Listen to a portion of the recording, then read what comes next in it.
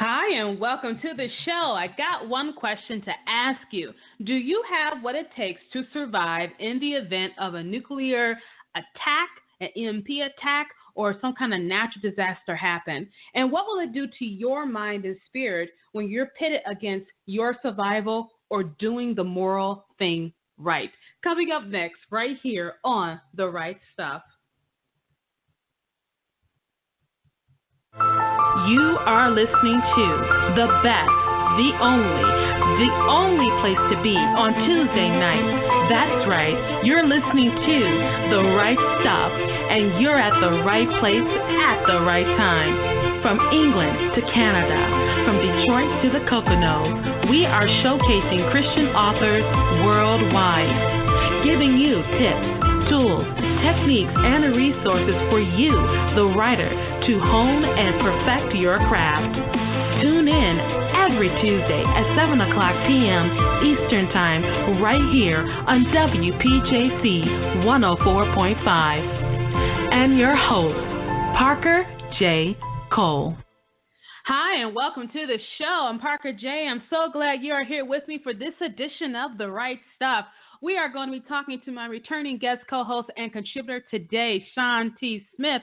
Those of you who remember, he was on my show the first time when we talked about his book, Objects of Wrath. And since then, the whole series is out. The whole trilogy is out. It is available on Amazon.com or wherever books are sold. We're going to get deep down and dirty into his book. And let me tell you, the Wrath series is absolutely phenomenal. If you like survivalist fiction, military fiction, you like the end of the world scenario, apocalyptic, you definitely want to get Sean's book. And I'm so glad Sean is here with me to talk about it. And we're going to talk to him in just a few moments. Those of you know, if you watched me last night on Facebook on my Monday night live chat, next week, Tuesday, A Time to Say Goodbye will be dropping on Tuesday. That's my latest book, my Michigan Sweet Romance. And guess what? It's going to be available to you next week, August 8th. I'm so excited about it. Been talking about it for some time, and now it is here. If you want an ARC, all you got to do is sign up for my newsletter, parkerjcole.com, sign up, and I will send you an ARC, and I hope you give me the honor of a review. I know I keep telling you that we need reviews, so I'm really excited about that. Another thing is this. Next week, we're going to have our story off, and our story off, like if you followed us last month, is when three authors try to do basically a hot potato story. So we start off with a prompt, and then the other three authors do like an improv. So that's going to be next week, have three more authors. It's up to you what we talk about, so make sure you stay tuned right there. And then I also have a special announcement for next week as well. We're going to have our very first Right Stuff contest, and there's more details coming about that, but you got to stay tuned to the show next week, August 8th, 7 o'clock p.m. If you want to weigh in on our topic, you certainly can by calling in at 646-668-8485 and then press 1 to be live on air, or hit me on Twitter at Parker J. Cole, hashtag Right Stuff, with your questions and comments. We're going to go ahead and take a quick short break. We will be right back. Don't go anywhere. More with Parker and her guest on the Right Stuff Radio Show. We'll be right back. God gives humans the gift of making amazing stories to glorify Him. At speculativefaith.com, our ministry is to help fans explore fantasy, science fiction, supernatural stories, and beyond from an intentional and biblical Christian perspective. We share daily articles and have extensive archives tackling hot topics like end times beliefs, the art of writing, creative excellence in the Christian subcultures, discernment, sex, magic, Harry Potter, and space aliens and the Bible. If you are a parent or anyone else with a discriminating palate, our reviewers explore fantastical novels, movies, television, and games in light of God's beauty, goodness, and truth. Want to find Christian stories? The Spec Faith Library lists every fantastical novel we can find from a Christian author. It's all part of our mission to discern, engage, and enjoy fantastical human creativity in honor of our Creator, Jesus Christ. SpeculativeFaith.com, exploring fantastical stories for God's glory. Question: if you write a book, everybody will rush out to buy it. Obvious answer: no. If you were a celebrity or if you had a huge marketing budget, then maybe you can get a lot of exposure for your book. Another solution would be to check out joeytweets.com. joeytweets.com is a promotion and marketing service with access to over 1/3 of a million followers on Twitter. JoeyTweets.com has 3 packages available to fit any budget. That's JoeyTweets.com. JoeyTweets.com. Get some serious exposure for your books. We're back, and you're hanging out with the queen of Tuesday night, Parker J. and her guests, right here on The Right Stuff. Hi, and welcome back to the show. You're listening to The Right Stuff here on WPJC 104.5. So happy you are here with me. We're going to be talking to author Sean T. Smith. He is the author of the fabulous trilogy, The Wrath series. The first book is called Objects of Wrath, followed by Children of Wrath, and the third is Wrath and Redemption, where wraps it all up. And what is so exciting about this is that it's a genre of fiction where you are really pitted against surviving, and what do you do to survive? And there's a whole lot of good themes that's going on in this series, and let me tell you, you're going to absolutely love it. When I first read Sean's book, the first book I read was Objects of Wrath. I was at work, and that is a dangerous combination, to be reading a book when you're supposed to be working. First of all, you shouldn't do it. I know you're supposed to be working, but it was a dangerous combination because I kept reading as opposed to working. And so I had it up on my computer. I think I had the PDF copy. I can't remember, but I had the PDF copy, and I was reading it. And then, like, someone will walk by my desk really quickly, and I switch the screens to make it look like I'm doing something important. And then I'll go back, and I was doing what was really important, was reading Sean's book. So I kept hitting him on Facebook, and I'm like, oh, my gosh, oh, my gosh, oh, my gosh. I kept doing that. And so Sean is a fabulous writer, and I enjoy having him on the show with me. And Sean, once again, thank you. Thank you so much for being with me on the show today. Well, Parker, thank you so much for having me on. It's always a pleasure to talk to you, and I look forward to discussing the books and discussing the possible apocalypse. And just as a side note, you know, as an author, it's always fun to interact with folks. And I remember, you know, as you were reading that book, I was just delighted. You know, you're like, oh, my gosh, I can't believe you killed this person.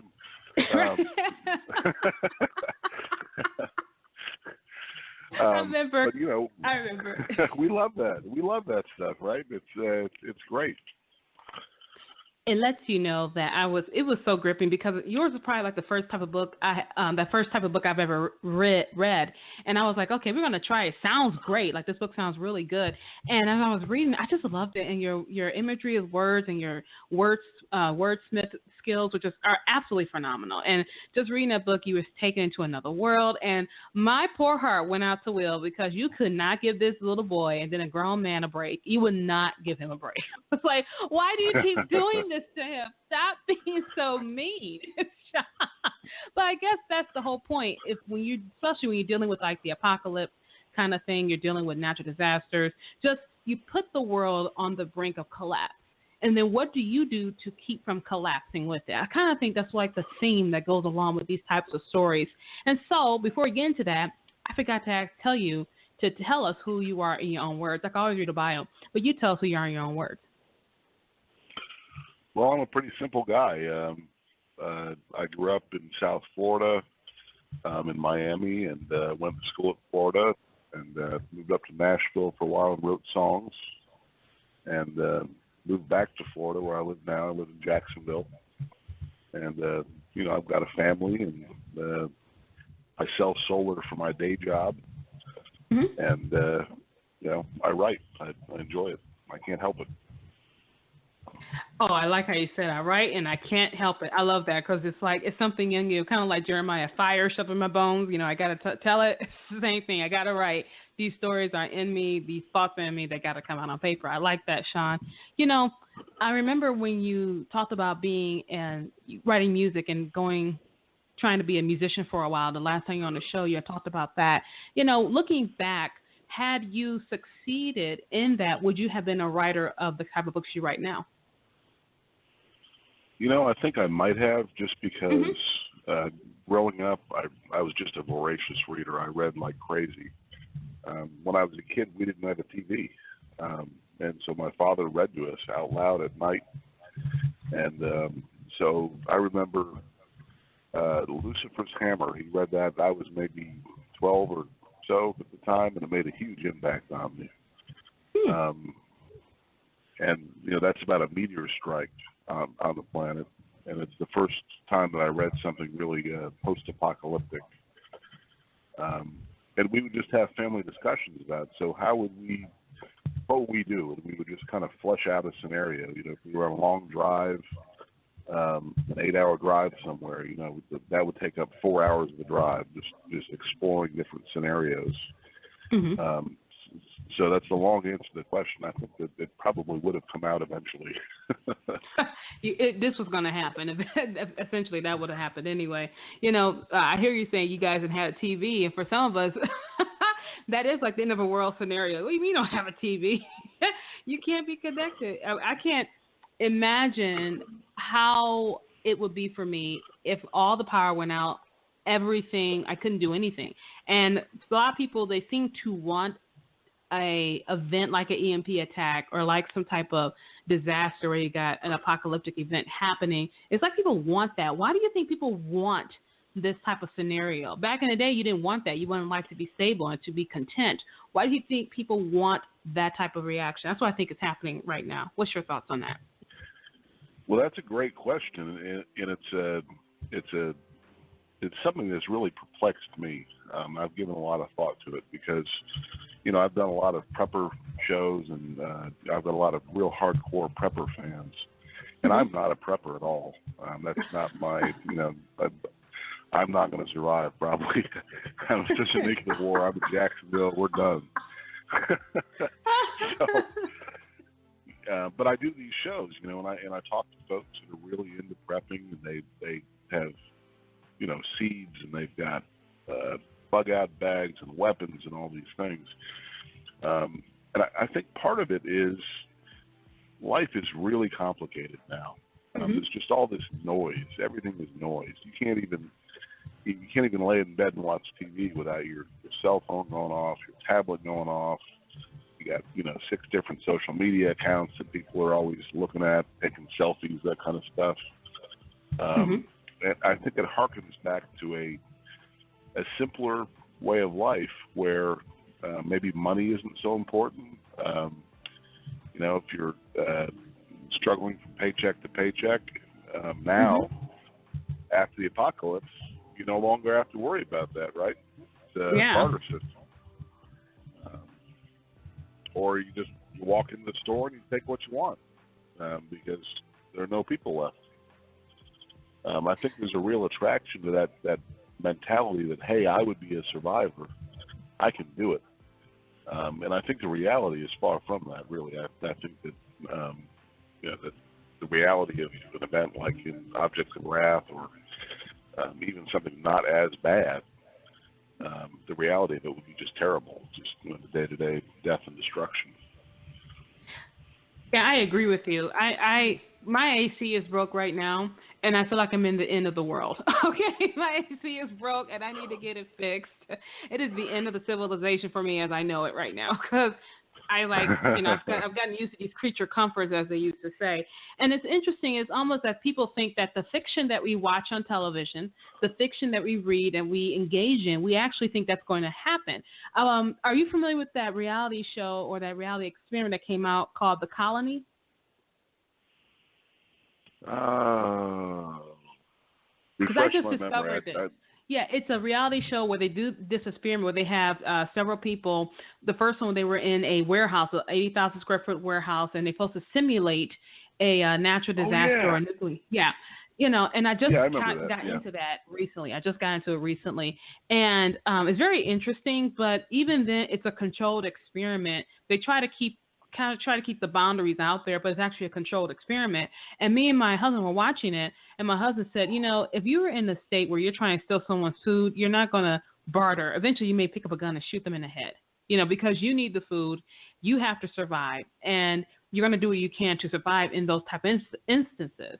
And so I think when people are watching like Walking Dead or some of these natural disaster or apocalyptic shows, they think that that's going to be the reality. But I think the reality would be much more grimmer. What do you think? Well, I think Walking Dead does a pretty good job of it, actually. I think that show it's pretty raw. Especially in the later seasons. I haven't watched the last one because I watched it on Netflix, so I'm waiting for it to be on Netflix. But that as the seasons have progressed, the people are more dangerous than the zombies. Yeah. And I think that's right. Yeah. I think that it would be just brutal. Dead. They don't know anyway. Yeah. They don't know anymore. They're just dead. Right. The people do. That's right. Mm-hmm. That's right. I think that we're, maybe a week from just straight out anarchy if things go south and just people shooting each other in the streets over cat food.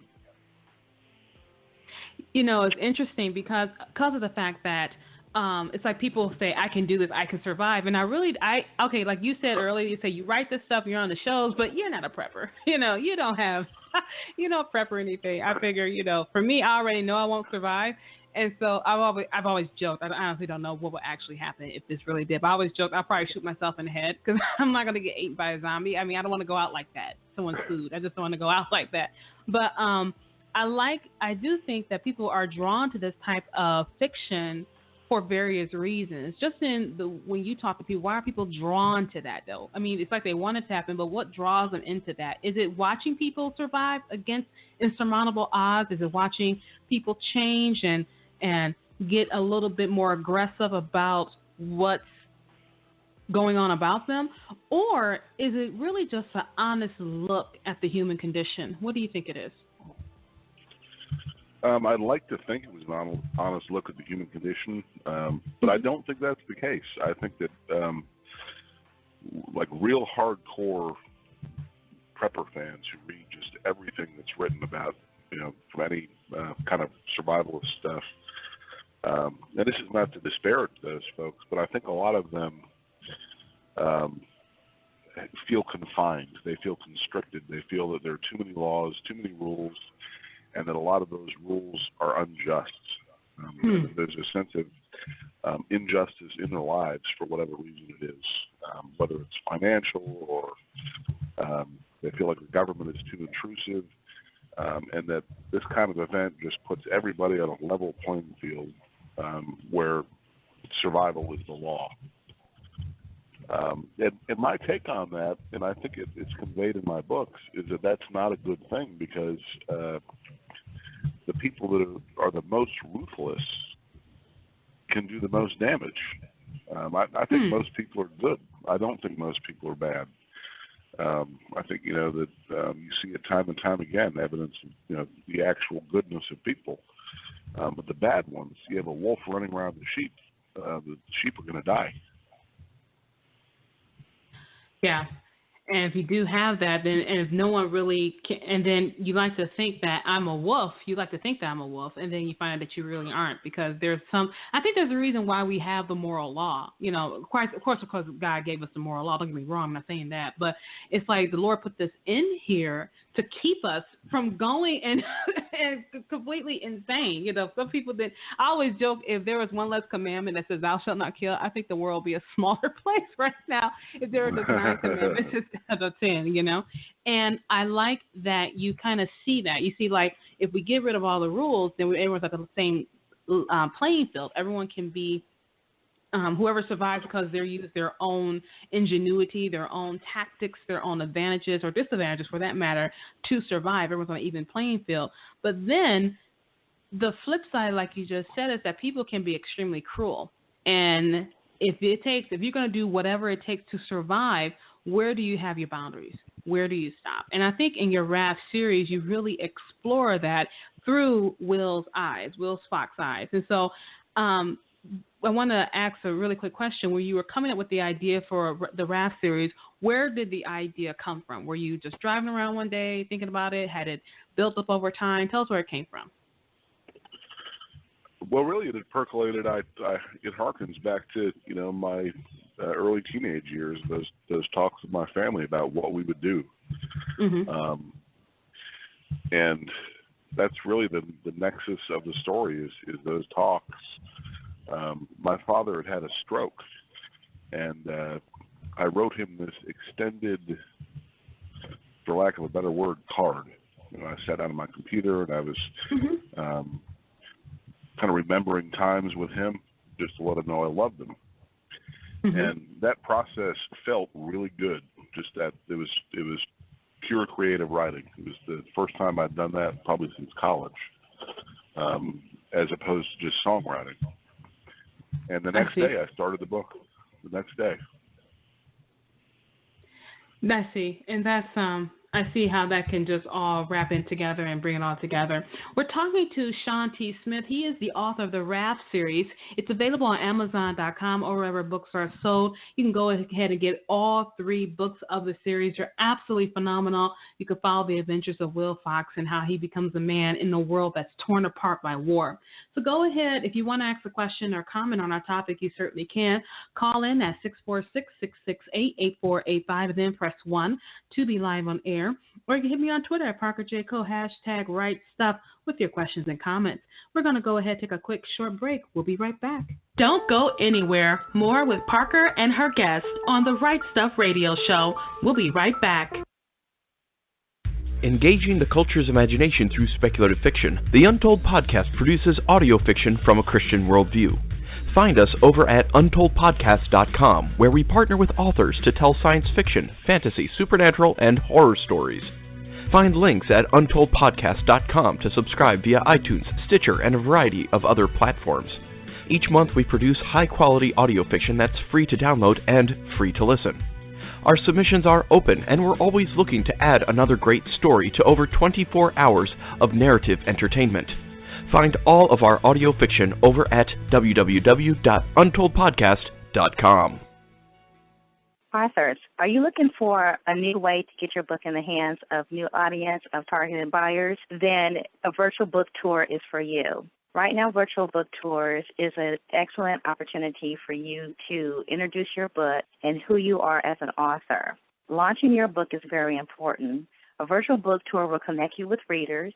We at WNL, we specialize in book tours, book blasts, radio tours, cover reveals, and Facebook chat.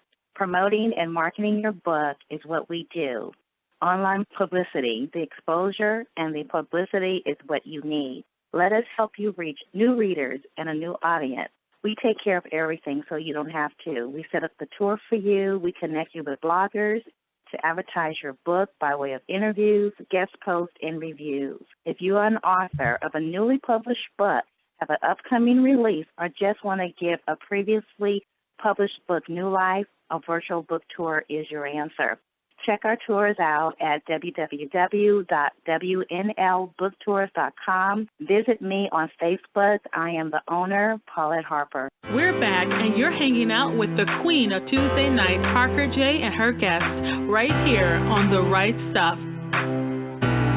Hi, and welcome back to the show. You're listening to The Right Stuff here on WPJC 104.5, talking to the queen of Tuesday nights, Parker J., of course. And, you know, we're talking about the Raft series, and these are a series of books that deals with a young man who grows up in a world torn apart by war and how that world rebuilds itself.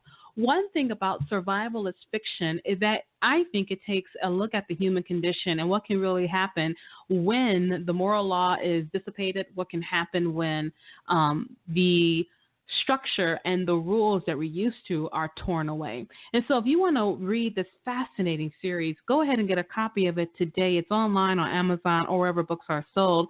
The first book, Sean, is called Objects of Wrath. And Objects of Wrath starts off with a young boy.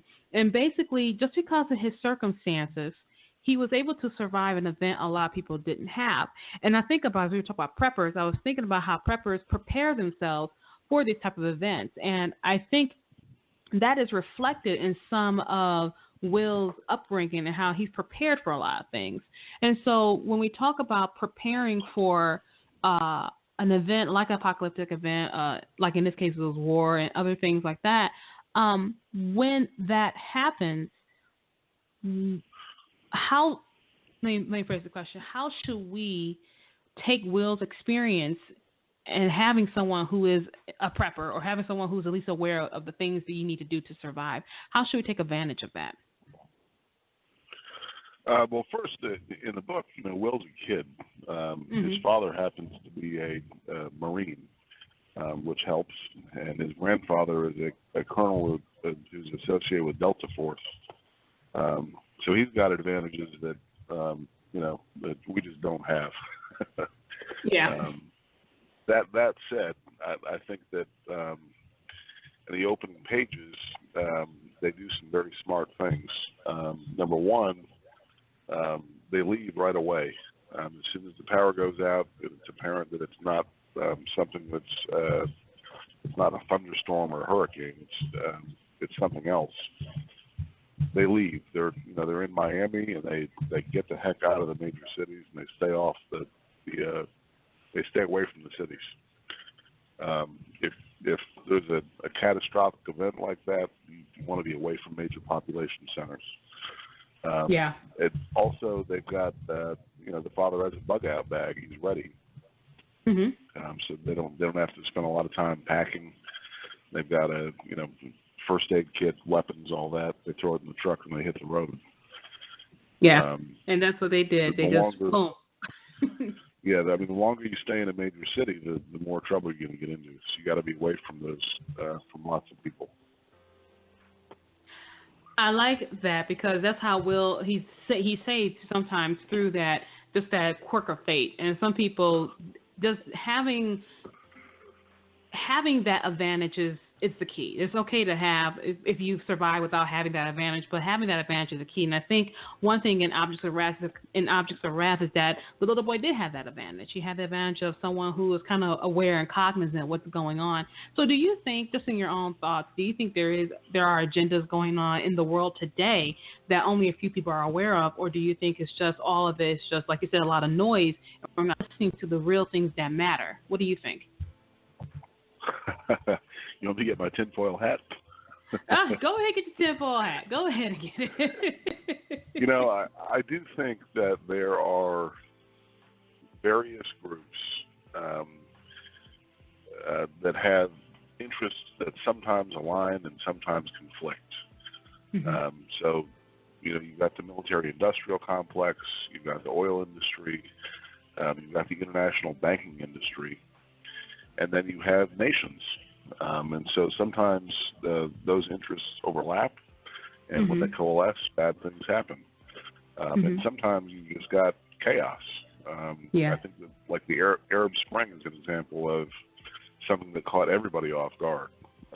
Whether it was that nobody knew that was going to happen, and nobody knew how to deal with it. And now we've got Trump and we've got Kim Jong-il. Who are both wild cards. I think that both of those leaders make people very uncomfortable because they're unpredictable. But I don't think that there's three guys that are pulling all the strings now. The world is more complex. Yeah, it's complicated. It's funny you say that, Sean, because I went to California recently for the Southern California Christian Writers Conference. I went there recently, and I was in the plane. I happened to look down, from the window, and everything looks so small. As you go higher and higher up, you don't even see the house anymore. You see, wow, just lots and lots of land. Beautiful, beautiful scenery just looking out of the plane. And so I was looking down, and as I was passing over, I don't know where we were at because the pilot never told us where we were moving. We were just in a plane traveling somewhere. And when I looked down, I said, it is hard for me to believe that two or three council people are just taking over the planet. Not saying, now mind you, I do leave myself open to be wrong, but I said, I just don't think it's a council of people taking over 7 billion people. I just have a hard time with that. But at the same time, it's interesting that you said the world is more complex than that. And what makes it complex is people make it complex. And I think in your Wrath series, you talk about how things, after this event that happens, things get even more complex because now you don't even have resources to depend on, the resource that you can go to, let's say, a friend and get some help. You can't do that anymore because every man for himself, literally, And so Objects of Wrath and Children of Wrath, you kind of explore these topics of how when you're surviving, you have to do what you can to survive. And sometimes it means making bad choices. So go ahead and expound on that idea that you put in this book. Well, I think that the one thing that makes my books a little bit different from a lot of post-apocalyptic fiction is that it's civilization friendly. I don't view civilization as the bad guy. And so you see in the first book you have Magnolia, which is the name of the ranch or the farm where William's grandfather is, that becomes a center of civilization because they can provide security. Come a little closer to the phone, Mike. Sean, come a little closer to your mic. They have logistics. They have security. They have scientists. And so you have the emergence of a civilization there, the re-emergence, rather. Whereas if it's everybody just running around on their own, that's how civilization dies. Because people, essentially, we need each other. If we work together as a team, we can accomplish more. And throughout the series, you see where that you have emerging civilizations clashing. And that theme continues all the way to the third book, where you have Russia being resurgent and clashing with the United States, or the new United States. That had to be fun when you was doing this over again, and kind of using those, using real life and just pulling it back in another spin. I was laughing when I read that. I was like, yes, it's U.S. and Russia again. I was thinking about that. I loved it. I absolutely loved it. I did send out a question to our supporters here, and one of the questions was, do you think you have what it takes to survive? And I got a lot of responses, but I don't think really anyone quite grasped what I meant. Like, do you think you have what it takes to survive? And so the exact question was like, what traits do you exhibit that will enable you to survive an EMP attack, a civil war in America, a natural disaster, or if you're one of the last survivors after a nuclear attack, or can you survive at all? And so I did get a few responses that I wanted to talk about. We got a response from Dean in Maplewood, Minnesota. He says, in the real world, TV evangelist Jim Baker hawks apocalypse prepper gear on his telecast. That includes items like an emergency generator, solar panels, and an EMP protective bag for electronics.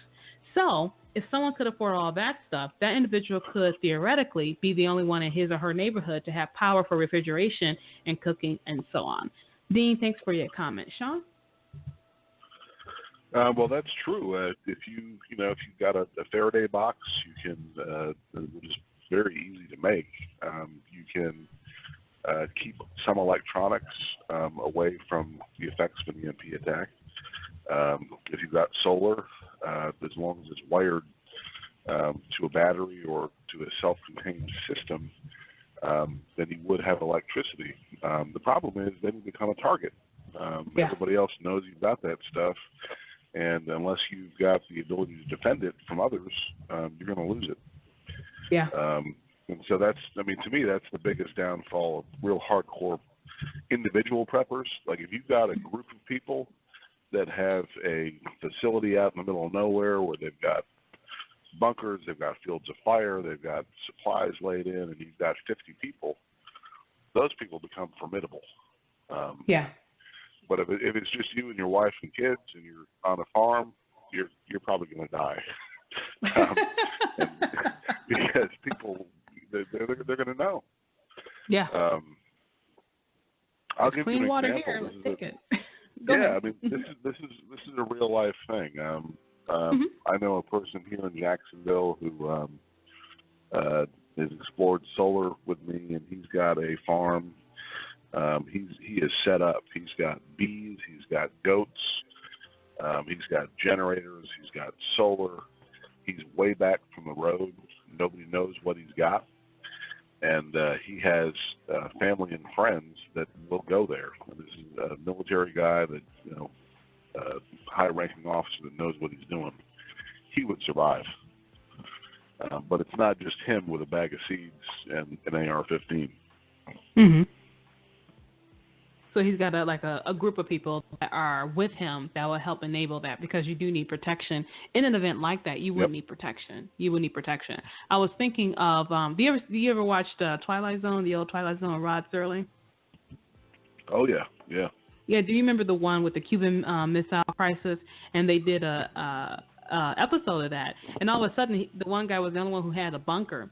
And it went absolutely crazy. And at first, they were all around the table having fun, eating dinner, drinking, and then they said some missile went off, and they just totally degenerated into chaos. And then the one lady goes, that's our bunker, you know, because she was the only one in the neighborhood who had it. It wasn't hers either way. And the guy was like, well, just go into your basement. And it was all this craziness that happened. Then they found out that it was just some kind of, I forgot what it was, but it wasn't a bomb, missile or anything.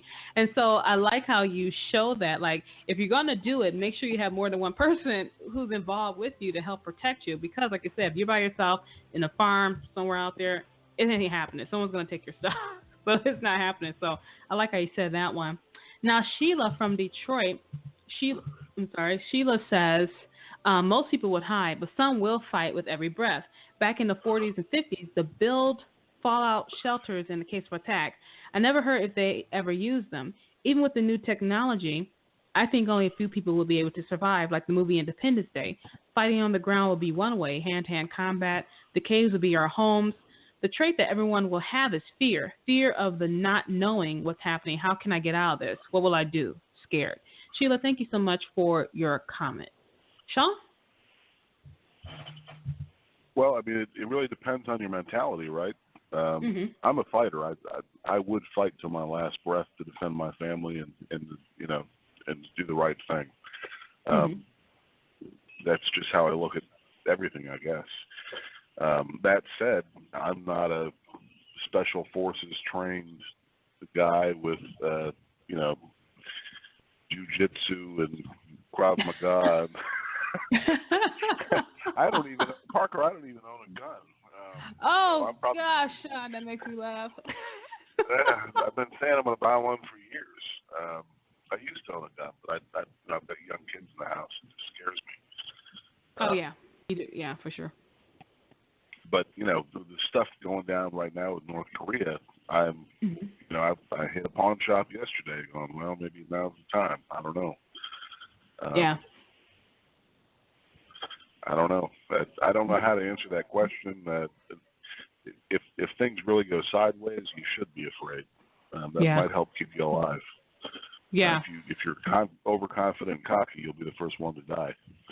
Yeah, fear keeps us alive. I actually think fear keeps us alive because you're scared and you're not gonna make, you know, stupid decisions. Well, hopefully you won't make stupid decisions because sometimes fear can make you go running headlong into the fire instead of running the other way or getting a bucket of water and pouring it on the fire, you know.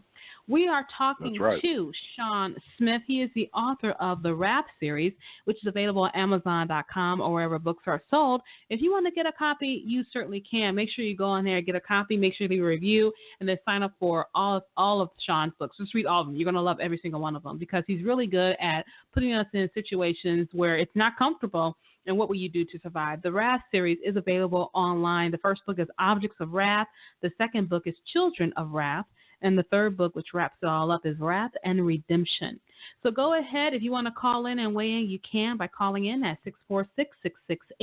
646-668-8485 and then press 1 to be live on air. Or hit me on Twitter at ParkerJCole, #RightStuff with your questions or comments. We're going to take a quick short break. We'll be right back. Don't go anywhere. More with Parker and her guests on the Right Stuff Radio Show. We'll be right back.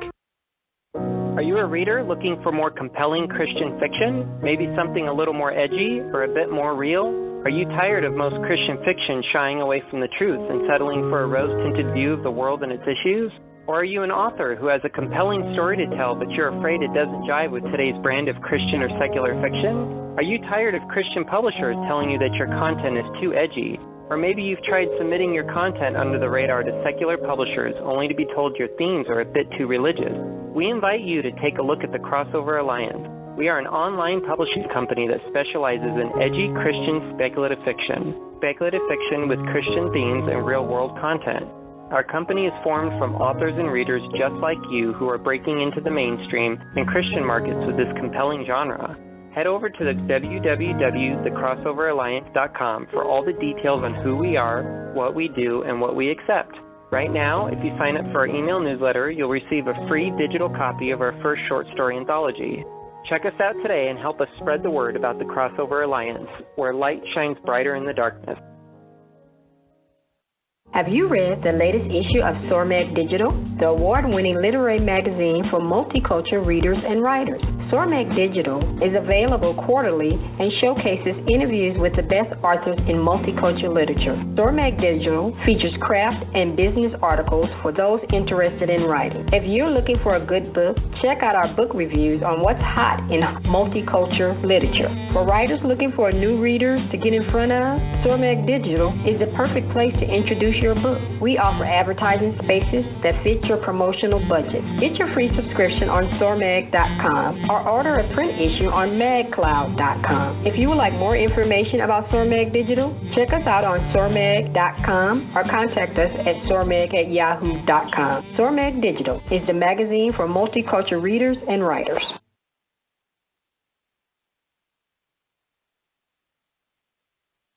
We're back, and you're hanging out with the queen of Tuesday night, Parker J. and her guests, right here on The Right Stuff. Hi, and welcome back. We're talking to Sean T. Smith. He is the author of the Wrath series. If you like survivalist fiction, if you like military fiction, a little bit of sci-fi, like a dystopian apocalyptic fiction, he's got it all in the Wrath series. And you follow the exploits of Will Fox as he becomes a man in a world torn apart by war. To get copies of his book, go to Amazon.com or wherever books are sold. You are not going to be disappointed. Like I told you earlier in the broadcast when I was reading Sean's book, I couldn't work because I was so entrenched in this world of insanity and people learning how to survive on a different realm of understanding and just, so many different things. And then it just goes further and further into Children of Wrath, and then he really wraps it up nicely in Wrath and Redemption. And you know, Sean, you know I'm a fan, and thank you so much for being with me on the show. As we talk about your series, talk about preppers, talking about, apocalyptic events, the human condition. It's so many things that's just wrapped up in your books that you do so well, And I like the fact that you don't own a gun. Just like the fact you don't own a gun. I don't feel so bad anymore. At least you know how to shoot one. At least you would be able to shoot one. I don't even know how to shoot one. I can look at it probably. If it looks to kill, I could kill a lot of people. But until then, I don't know how to do if I had a weapon in my hand. But really glad you're with me on the show. We did get a question from Twitter. Andre, thank you for your question. Andre says, how does a reader read your books and stay consciously aware without subconsciously becoming paranoid? Andre, thank you so much for your question. Sean? Well, Andre, my wife asked the same question. Because I'm afraid I don't have a good answer for you. Right. I walked into the house about an hour ago, and I looked at my kids and said, "We're all going to die." So I'm looking at this stuff with Korea, going, "Well, here it is." Oh gosh, I tell you. I think we just have to live our lives, right? We can't change what is going to be. If you want to prepare for this stuff, by all means, prepare. But other than that, if there's a nuclear holocaust, let's just pray we all go out in the first 5 minutes. Yeah. We can't worry about it. I guess is the bottom line. And I think that's almost the key. It mirrors almost another comment we got from David. David says, faith, when it's your time, and no amount of prep is going to add 1 second to your life. Conversely, I'm invulnerable until God says my time on earth is done. So no amount of prep is going to allow anyone else to take my life 1 second earlier. Beyond that, a Mensa-level IQ and a very broad skill base from life experience ought to enable me to make the most of the time God gives me. Dave, thank you so much for your comment. And I think he actually has a good point, because when it's your time to go, it's your time to go. It really is. And I agree with him to a point that when your number's up, it's up, but when your number ain't up, it ain't up either. You know what I mean? So I kind of feel what he's talking about there. But what are your thoughts, Sean? Well, there's a story about the guy that God said, I'm going to save you. There's a flood going on, and the guy he crawls up to the roof of his house, and he's sitting up there, and a boat comes by, and the guy says, "No, I'm good. God's going to save me." And then a helicopter comes by, and he says, "No, I'm waiting on God." And then he dies. And he says, "God, what happened?" God's like, "Are you stupid? I sent you a boat, and I sent you a helicopter." That's not. I never heard that one. I like that. That's not to diminish the idea, but I mean, sometimes we have to make choices. If we just throw up our hands all the time and say, "Well, it's up to God," God expects us to act also. True. And so that's not to say become a hardcore prepper or any of those things, but it does mean that we have to use our senses and make smart decisions. Nat in Tacoma, Washington says resilience and adaptability are the key.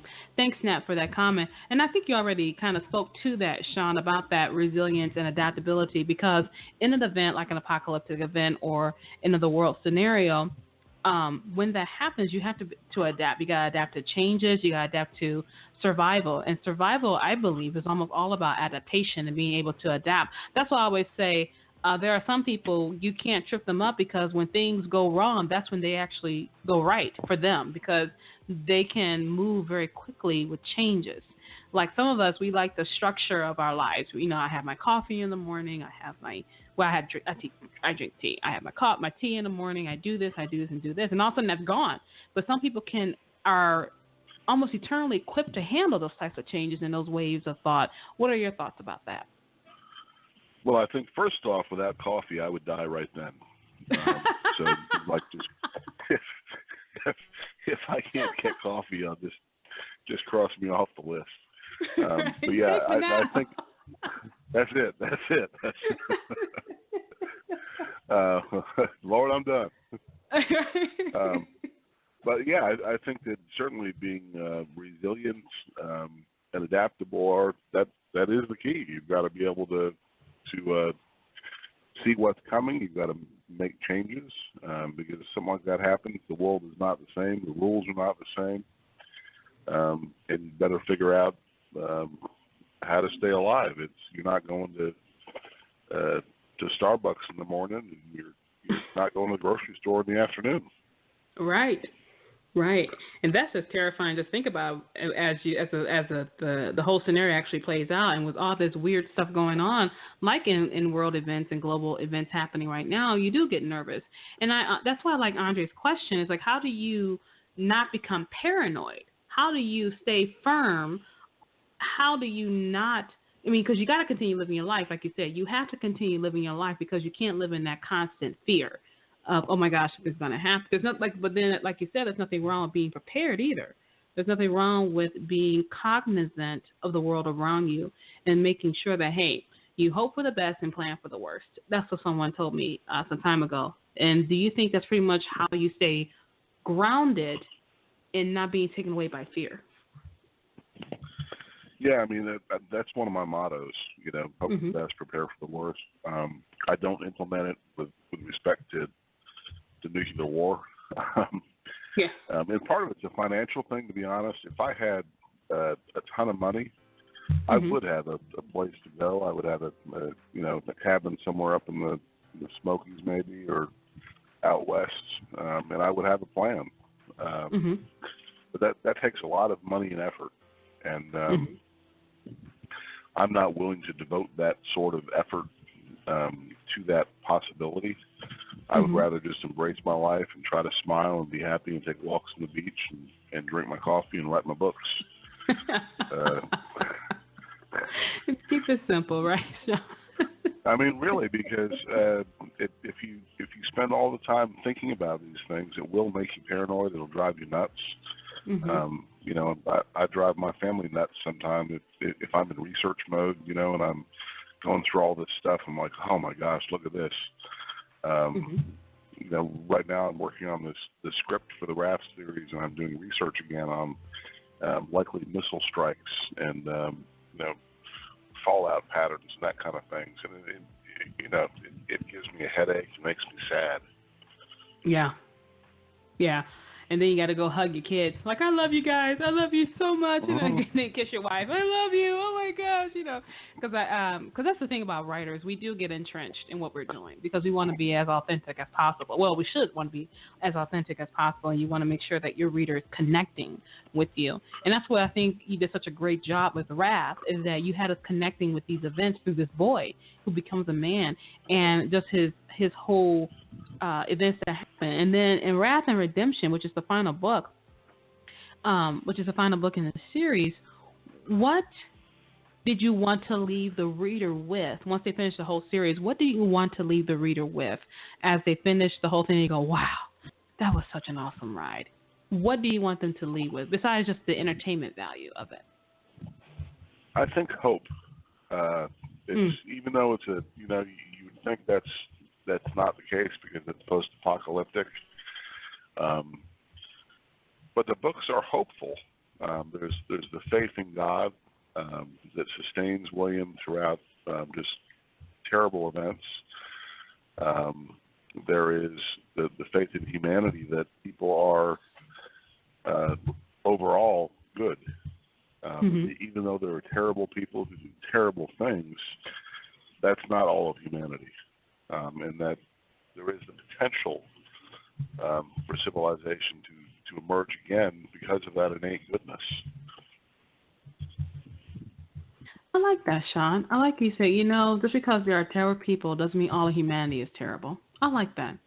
I think that's a good way to really look at things. Bad things can happen to you, and people can hurt you, but not everyone will. And I think that's a good way to look at it. What kind of responses have readers given you? Because you know my response, but what kind of response have readers given you when they've read the whole series and they contact you to let you know? What kind of response have you gotten from those? Overwhelmingly a good response. And the negative responses that I've gotten have all been directed toward the fact that there was religion in the books. And to me, I think that it's natural that when terrible things happen, people ask why. Yeah. Why did this happen? I mean, that's been in humanity for millennia. And I used my faith as a vehicle to explore that because that's intriguing to me. I would be asking those questions. If God was just, how did this happen? To me, that's just a fascinating debate. But I got dinged by some reviewers because of it, and I'm okay with that. Yeah. You can't. I think that's okay. But I've had, lots of military veterans reach out to me and say how I really got that right, and I got the brotherhood right, and that the military scenes right. That meant a lot to me. I had a guy that I met just kind of randomly. He was a D-Day vet. He was actually at Omaha Beach. Really? And he had tears in his eyes when he was telling me how much he liked the book. And that meant a whole lot. Oh my gosh, Sean, that's amazing. Yay, I'm clapping for you. Oh, that is amazing. That's when I like to hear how our writing actually transcends what we think it should do. Like, you just want to entertain people, and then people are actually touched by your words. I love hearing stuff like that, especially how you have faith wrapped up in the book and throughout it, and you have it in there, because when these things happen, ultimately we're going to look for a higher answer than just, oh, these things happen. We're going to look for that. We're going to want more than that. We want some more content to the response. You know what I mean? We want to say, why did this stuff happen? Sometimes we don't get those questions, we don't get those answers, but we at least want someone to explore, okay, when bad things happen, what do you do? And in this event with the Wrath series, it went to kaput. You know what I mean? It went to kaput. Everything is kaput. Everything's gone. And how do you maintain your faith when everything around you is crushed? And I think you did a great job with showing rebuilding, showing community, showing that even in the midst of this disaster, you don't have to degenerate into insanity. That within the insanity around you, you can get more than that. And you can hit a higher plane than that. That's what I want to say. Sean, I want people to have an opportunity to find you online. So go ahead and give us your social media outlets. On Twitter, I'm at Scribe Sean Smith. My website is SeanTSmithAuthor.com. I'm on Amazon, really easy to find if you just Google Sean T. Smith. You got to put the T in there because there's lots of Sean Smiths. Yeah. I'm on Goodreads. I'm on Instagram. So I'm pretty easy to find, and I always enjoy interacting with readers. That's all authors do, I think. I know. It's so heartening. I'm sorry, not heartening. It's so good when you hear from readers and they interact with you. Even if readers may not even agree with your stance or something, just having that interaction helps you out a lot, because sometimes they can give you good advice, good information, or the people who do love it, it lets them know that you did what you set out to do, which is write this book and really engage you in it. So I think authors who don't interact with their readers, shame on you. Shame, shame, shame, because Sean's going to interact with you. So make sure you contact him on those websites and social media outlets that he mentioned. Make sure you contact him, let him know that you enjoyed the Wrath series. Now, we're getting close to the end of our show. Actually, we're at the end of our show. And, I always invite authors on our show to encourage the aspiring author out there to pick up the pen and write. So in a few moments we have left, Sean, go ahead and do that for us today. Writing is a joy. And if you have the urge to write, you should do it, and you shouldn't listen to the voice in your head or the voices over your shoulder that say you can't do it. The main thing with writing is to actually put your butt in a chair and write. And so the only way to do it is to actually sit down and crank out the words. There are a lot of folks that talk more about writing than they actually write. That I think that's probably because they're afraid somehow. If you enjoy the process, then the process in and of itself is enough. In my case, I haven't made a whole lot of money off writing, but I've been at it for close to 30 years now, and I'm never going to quit. Will I see a payday? Maybe. I don't know, but I can't help myself. It's in me. And so if it's in you, make it happen. Write. Enjoy it. Embrace the process. Sean, thank you so much for that word to reach our aspiring authors. Thank you so much for your books, which I have enjoyed immensely. And I can't wait to have you back on the show when your next one comes out, and can't wait to have you back real soon. Well, thank you, Parker. Always a pleasure. Like I told you in a break, you're actually my favorite interviewer. So I encourage other authors to get on your show. Thank you so much, Sean. You're going to make me blush. I already am. See, my face is hot. Thank you, Sean. I appreciate it. We were talking today to Sean T. Smith. He is the author of the Wrath series. If you like survivalist fiction, if you like military fiction, sci-fi, dystopian, apocalyptic, everything in those genres is in the Wrath series. Go ahead and get a copy of Objects of Wrath today, the first book. Find out what all the fuss is about. Sean is an amazing author, and once you read his book, you'll find out why I couldn't work and read at the same time. I had to read. It was more important. So go ahead and get a copy of Sean's books today. You won't be disappointed. And make sure when you do that you leave a review. Authors need reviews. I can't tell you how many times I say that. We need reviews to let us know that we're doing what we said we wanted to do. And if we're not, let us know too so we can improve at what we're doing. So go ahead and get a copy of the Wrath series today. Don't forget to join me next week for special announcements I have for you. My book next week will be dropping on August 8th. Can't wait to get your feedback on that. And just thank you for following the show. Now you have a good day from the Queen of Tuesday Nights. See you later.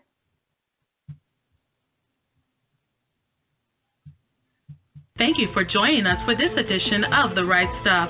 Follow Parker online at parkerjcole.com. To hear this show and other shows, visit the show archive at therightstuffradio.wordpress.com. We'll be back same time next week, 7 p.m. Eastern Time.